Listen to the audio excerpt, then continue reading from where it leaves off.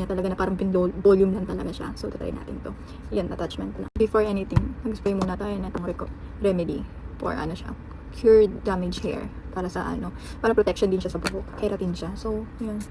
Dahil, ang Dyson kasi, pag once na magkukulot kayo, kailangan medyo, kumbaga sa blower, pag blower niyo yung buhok, no, 80% lang siguro na dry. Basta ganun yung nakita ko, 80 or 70 to 80% lang. Para, ano, kasi blower lang din kasi siya, hindi yung iron na kailangan 100% na dry. Kasi iron siya hindi. So, blower lang siya, kaya kailangan natin ng ano. Pakita ko sa inyo, ayan. Malaking curler siya. Tapos, may iba't iba siyang may iba't iba siyang direction. Ang gusto ko kasi yung volume hanggang dito. So, meron siyang paganyan, tapos may direction siyang paganyan. So, ang gusto ko yung is paloob. Ayan o, meron siyang, gaganyan mo lang pag gusto mong paganito. Tapos, gaganyan mo lang rin, babalik mo lang pag gusto mong paloob. So, gusto ko nga paloob, diba? Kulit eh. So, gaganyan mo lang. After 15 seconds, gaganyan, papatayin niyo siya, tsaka niyo hugutin. Hugutin siya pa ganyan. Pwedeng pa ganyan. Sis.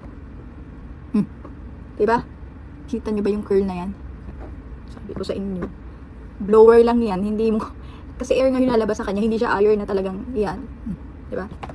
Sabi ko sa inyo. Tutuloy-tuloy ko na to, wait lang. Ang buhok ko, dahil naka-butterfly sa tako.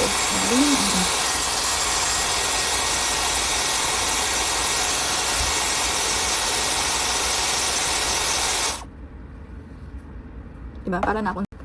So, susuklayin natin dahil ayoko ng buo.